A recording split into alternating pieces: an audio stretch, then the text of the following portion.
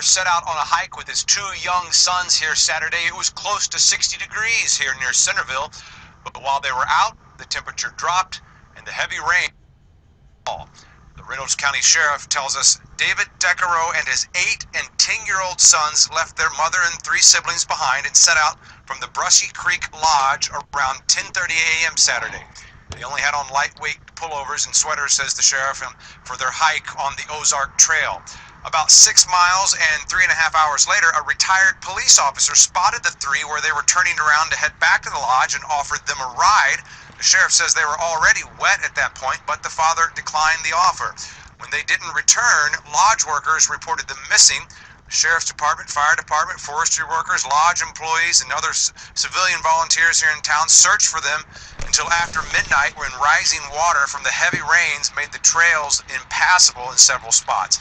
By the time the search party resumed at 7 a.m. on Sunday, the sheriff says temperatures had dropped to the low 20s with sleet and snow falling.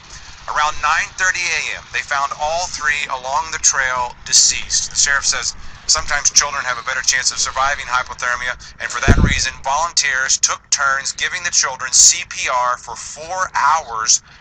They could not revive them. The father was very, from my understanding, was very experienced hiker, hiked all the time.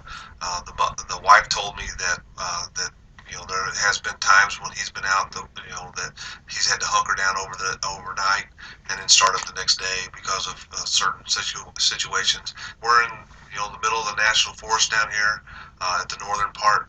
It's dark. I mean, it's handed. You can't see the hand in front of your face dark. And while they have not released an official cause of death, the sheriff says it is most likely hypothermia, and that likely contributed to the father being confused. They say his legs had injuries, like he had fallen at least once. He says it appears that they made their way back to the lodge, but then missed a turn and kept going another couple of miles. They were found along the trail, about a 30-minute walk from the lodge owner's home.